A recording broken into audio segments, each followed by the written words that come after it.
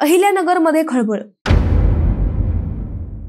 21 दिवसांनंतर बेपत्ता व्यापाऱ्याचा मृतदेह नाल्यात आढळला। अहिल्यानगर शहरातील एका व्यापाऱ्याच्या मृत्यूमुळे खळबळ उडाली आहे। दीपक परदेशी या व्यापाऱ्याचा मृतदेह तब्बल 21 दिवसांनंतर नगर मनमाड मार्गावरील निंबळक बायपास जवळील एका नाल्यात सापडला आहे। नगर शहरातील चितळे रोड परिसरातील दीपक ऑइल डेपोचे मालक दीपक लालसिंग परदेशी, वय वर्ष 68, राहणार बोलेगाव गावठाण, हे 24 फेब्रुवारी पासून बेपत्ता होते। त्यांचा शोध घेण्यासाठी पोलीस विविध पथकांच्या माध्यमातून कसून तपास करत होते। दरम्यान अपहरण करून त्यांचा खून झाल्याचा संशय पोलिसांनी व्यक्त केला आहे। या प्रकरणात स्थानिक गुन्हे शाखेने 2 संशयितांना ताब्यात घेतले असून त्यांची कसून चौकशी सुरू आहे।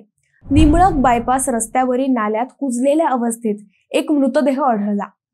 हा मृतदेह दीपक परदेशी यांचाच असल्याची शक्यता स्थानिकांमध्ये चर्चिली जात असून पोलिसांनी ओळख पडताळणी सुरू केली आहे। दीपक हे 24 फेब्रुवारी रोजी संध्याकाळी घराबाहेर पडले होते आणि त्यानंतर ते परतलेच नाहीत। याबाबत तोफखाना पोलीस ठाण्यात हरवल्याची नोंद झाली होती। पोलिसांनी तांत्रिक तपासाच्या आधारे सोमवारी 2 संशयितांना अटक केली।